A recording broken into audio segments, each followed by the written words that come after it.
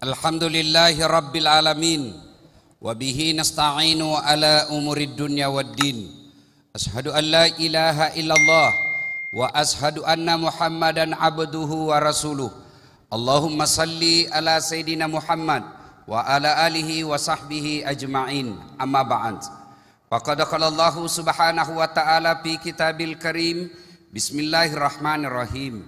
Ya ayyuhalladzina amanu taqullaha haqqa tuqatih wa la tamutunna illa wa antum muslimun. Kenapa Nabi diisrakan? Dalam Islam ada 2 tahun yang aneh-aneh namanya. Pertama tahun gajah, tahun lahirnya Nabi. Yang kedua tahun duka cita, tahun Isra Mi'raj Nabi. Kenapa disebut tahun duka cita? Karena 2 orang yang meninggal dunia. Istri beliau dan paman beliau meninggal pada tahun yang sama, maka disebut tahun duka cita. Begitu dukanya Nabi meninggal istrinya, sampai Nabi mengucapkan, barang siapa seorang istri meninggal dunia lalu suaminya berduka terus mengenang kebaikannya, maka itu ciri-ciri wanita penghuni sorga.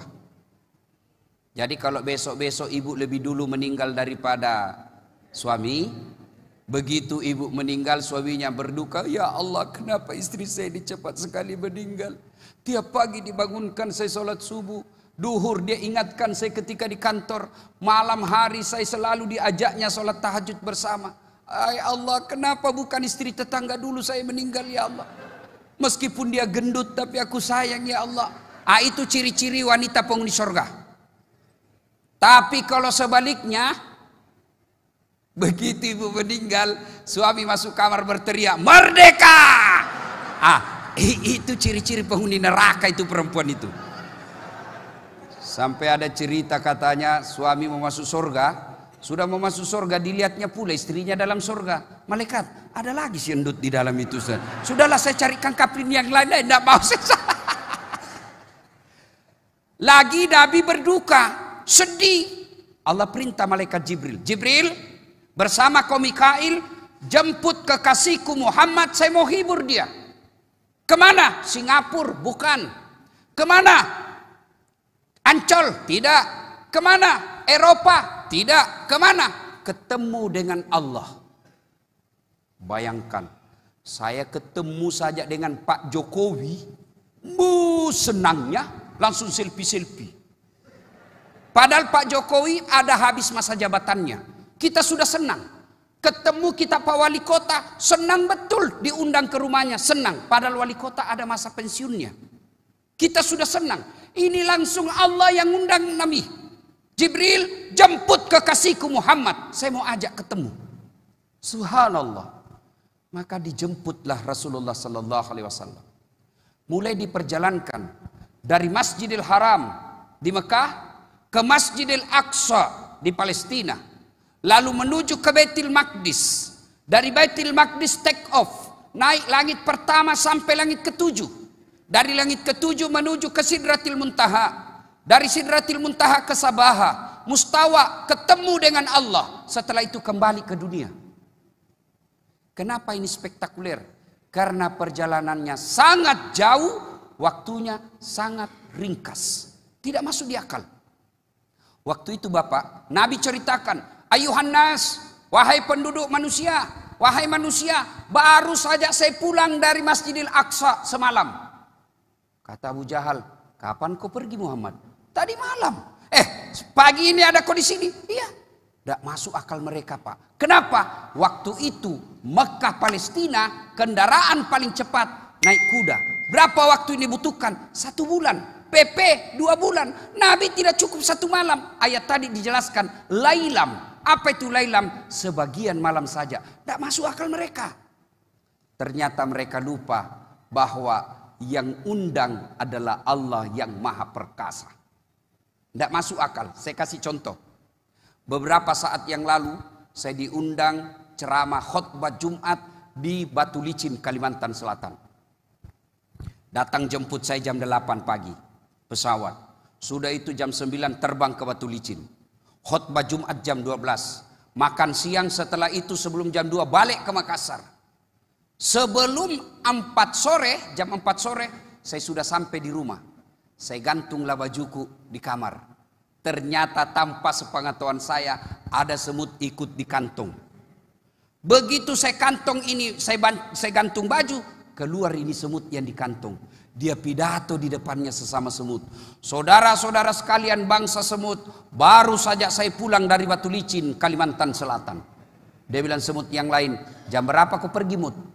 Dia bilang tadi pagi bos. Dia bilang siang sore ada kau lagi di sini. Dia bilang buktinya kau lihat masa. Ah bohong kamu. Tidak percaya kami. Bagaimana caranya pagi kau pergi sore ada kau lagi di sini. Kau keluar saja di jalan. Baru kau di jalan diinjak angkot. Tidak jadi kau ke sana. Kata semut yang di kantong ini. Betul itu yang kau bilang. Tapi saya ini bukan saya yang jalan. Saya di kantongnya Ustadz Dasad. Dari rumah ke bandara dia naik mobil. Dari bandara ke Kalimantan dia pesawat. Pulang juga begitu. Betul saya tidak pernah tinggalkan kantongnya. Tapi betul saya datang Kalimantan. Masuk akal? Masuk akal? Masuk akal. Kalau ini semut mau jalan, tidak mungkin sampai. Tapi siapa yang jalan? Dasat Latif. Karena siapa? Karena kehendak datang. Nih. Ini mic saya. Demi Allah. Ini sudah keluar negeri. Sabang sampai Merauke. Mana bisa dia gerak? Bisa dia gerak? Tidak mungkin. Tidak mungkin. Tapi siapa yang gerak? Dasat Latif. Dia numpang di kantongku. Contoh lain. Saya diundang Pemkot Medan ke sini. Karena saya diundang ke sini, siapa yang tanggung semuanya? Ya wali kota. Mulai dari transportasi, akomodasi, konsumsi. Itu. Siapa yang tanggung? Wali kota. Kenapa? Saya diundang bos. Allah yang undang Nabi, maka Allah yang tanggung semuanya. Tidak mungkin Pak Wali Kota telepon saya, Ustadz Dasat, kau datang dulu ke Medan ceramah ya? Baik, pesawat kau tanggung sendiri. Oh pasti saya cari. Oh saya lagi mencret Pak Wali. Namanya kita diundang, maka semuanya yang tanggung, yang mengundang. Pak Wali Kota dinas ke Jakarta, siapa yang tanggung? Negara.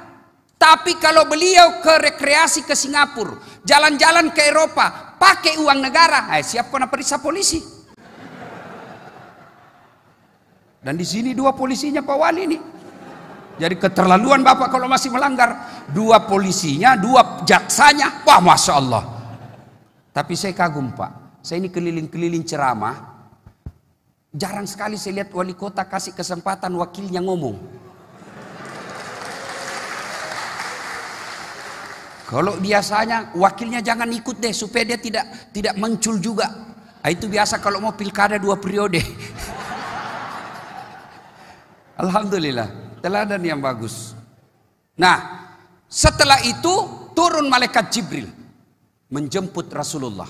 Kita tidak usah cerita secara detail karena Bapak sudah tahu semua kisahnya. Hikmahnya satu, hikmah Isra Mi'raj. Ketika Nabi lagi duka, apa yang dikasih? Apa kasih perintah? Allah tidak kasih perintah apa? Allah tidak kasih perintah puasa. Allah tidak kasih perintah zakat. Allah tidak kasih perintah haji. Allah tidak kasih perintah syahadat. Apa kasih Allah? Solat 5 waktu.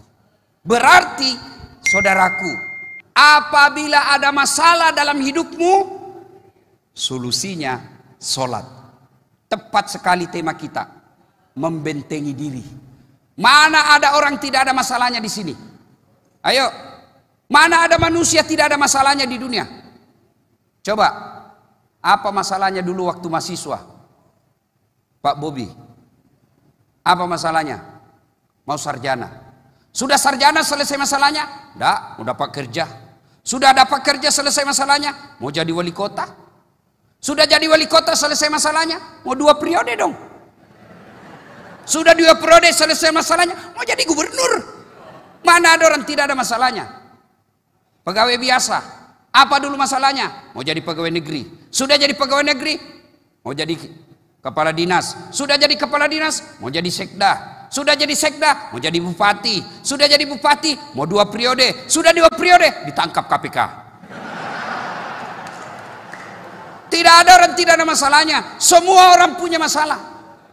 Ayo. Ini. Muka-muka penuh masalah semua ini. Itu Satpol PP di luar. Apa masalahnya? Pegawai honor. Mau diangkat jadi pegawai. Semua kita punya masalah. Nih Pak Kapolres Tabes. 3 bunga. Kombes. Tidak ada masalahnya. Ada masalahnya. Apa masalahnya? Mau cepat segera jadi bintang. Pak Dandim, 2 bunga. Letnan apa? Letkol. Selesai masalahnya? Tidak. Mau jadi kolonel. Sudah jadi kolonel, mau bintang 1. Sudah bintang 1, bintang 2. Sudah bintang 2, pensiun. Tidak ada orang tidak ada masalahnya, Pak. Bapak pikir ini orang di depan ini tidak ada semua masalahnya, Pak. Banyak semua masalahnya ini di depan. Iya. Ustadz Dasat. Bapak pikir tidak ada masalahnya ini Ustadz Dasat. Banyak sekali masalah, Pak. Kadang-kala kita ditipu. Orang kalau mau bunuh Ustadz Dasat gampang sekali, Pak. Saya ceramah tidak pakai manajer. Orang undang saya tidak tahu. Dia cuma WhatsApp, saya balas. Saya tanya, berapa jauh dari bandara? Ustadz paling 2 jam Ustadz. Sudah itu naik speedboat. Speedboatnya berapa jam? 2 jam Ustadz. Begitu sudah di speedboat, sudah 2 jam tidak sampai-sampai. 3 jam tidak sampai. Dek, berapa jam sebenarnya ini? Sebenarnya ini 9 jam Ustadz. Kenapa kau bilang 2 jam? Karena kalau saya bilang 9 jam ya, istri saya, keluarga saya, tidak tahu saya kemana. Dia taunya saya pergi ceramah. Bayangkan kalau sudah di lautan. Kita mau dibunuh. Orang tidak tahu siapa yang undang kita. Bapak pikir enak jadi mubalik. Belum lagi kalau ditipu. Apa sudah ditipu? Sudah tanda tangan itu tidak ditransfer. Banyak yang begitu, Pak. Bapak cuma tidak tahu. Semua orang punya masalah. Dan Pak Wali, masalah saya yang paling besar sekarang banyak janda-janda curhat. Modus Pak Wali. Dia bilang, Pak Ustadz baru saja suami saya meninggal. Tolonglah kasih saya doa-doa penenang jiwa. Saya kasihlah doa, saya kirimi WhatsApp doa. Lama-lama dia bilang, rasa-rasanya saya ingin pendamping Pak Ustadz. Saya bilang boleh, mudah-mudahan ibu segera dapat. Lama-lama dia bilang, Ustadz maukah Ustadz menjadi imam dalam hidupku? Wah! Saya bilang, mohon maaf ibu, saya bukan imam, saya khotib. Salatullah, salamullah, ala toha rasulillah. Salatullah, ala yasin habibillah. Dalam rumah tangga ada orang masalahnya ekonomi. Sudah 2 anaknya kasihan masih ngontrak-ngontrak sampai sekarang.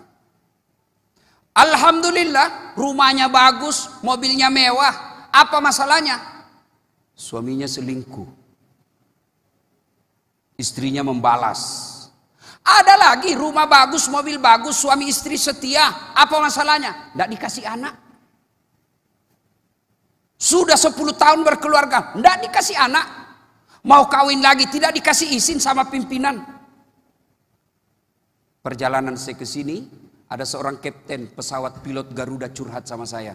Dia kirim video anaknya. Apa anaknya kasihan? Kena kanker otak. Semua orang punya masalah, Pak. Tidak ada orang tidak ada masalahnya. Jangankan sampean, Bapak Ibu sekalian. Jangankan kita ini para pemimpin kita. Nabi dan Rasul. Kurang apa Nabi dekatnya dengan Allah? Yang Allah sampaikan, andai bukan karena engkau Muhammad, saya tidak ciptakan dunia dan isinya. Itu cintanya Allah kepada Nabi. Haram seluruh Nabi dan Rasul masuk surga sebelum Muhammad masuk surga lebih awal. Tapi apa Bapak pikir Nabi tidak ada masalahnya? Belum lahir sudah hilang bapaknya. Lahir sudah yatim. Baru 2 hari sama ibunya, ibu kandungnya, diambil dibawa ke ibu susunya. Dipaksa oleh kakeknya, Abdul Muttalib, kirim anakmu. Aminah, kirim anakmu ke desa untuk belajar bahasa Arab. 4 tahun terpisah sama anaknya, sama ibunya. 2 tahun. Kemudian balik lagi setelah usia 4 tahun. Usia baru 2 tahun bersama ibunya. Wafat lagi kasihan ibunya. Itu Nabi. Usia 6 tahun sudah yatim piatu. Diambil oleh kakeknya baru 2 tahun. Wafat lagi kakeknya. diambil pamannya. Semua ada masalah, Pak. Alhamdulillah. Allah tidak mengatakan, Das'at, kalau ada masalahmu kau jadi wali kota dulu. Tidak. Pak Dandim, kalau mau jadi kolonel harus nyogok kiri kanan dulu. Tidak. Pak Wali, Pak Wakil mau 2 periode kau harus profesor dulu. Tidak. Allah cuma minta 2. Hambaku, ada masalahmu? Nih rumusnya. 2 aja kata Allah. Ista'inu bisabri wassalah. Sabar, perbaiki solatmu. Sabar, perbaiki solatmu. Allah tidak jelaskan sabar, dirikan solatmu. Perbaiki solatmu. Kenapa ya hidup saya ini susah terus Ustaz? Kau tidak solat. Kenapa ya rumah tangga saya bermasalah terus? Kau tidak solat. Kalau dari sekarang tukang beca, tukang gojek tidak solat, anak-anaknya pun nanti akan jadi miskin. Coba kita lihat. Coba lihat mereka yang fakir miskin, yang tidak sholat, jual-jual kerupuk di jalan-jalan, jual-jual kacang di jalan. Mereka tidak sholat 5 waktu. Biasanya kemiskinannya turun juga ke anaknya. Tidak mungkin Allah sengsarakan orang yang baik sholatnya. Maka kali ini tidak usah panjang lebar. Kalau ada masalah dalam rumah tanggamu, masalah dalam pekerjaanmu, tidak usah kau cari kambing hitam. Periksa sholatmu. Saya sholat Ustaz. Betul kau sholat tapi tidak ikhlas. Hayya 'alas sholat. Asar lagi. Tidak ikhlas. Saya sholat Ustaz. Betul kau sholat tapi main-main. Allah. Iya kan. Kau ketawa karena kau begitu. Sholat kayak tidak semangat ketemu Allah. Bayangkan, mau ketemu wali kota saja kita pakai parfum, pakai baju baru, milih waktu yang cocok. Padahal ini hamba Allah juga sama kita. Cuma Allah titipi amanah wali kota. Tapi kenapa ketika kalian mau ketemu Allah, tidak semangat betul, kayak tidak makan 3 hari.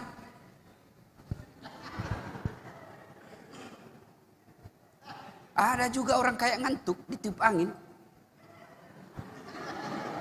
Ada juga yang lebih semangat. Allahu Akbar.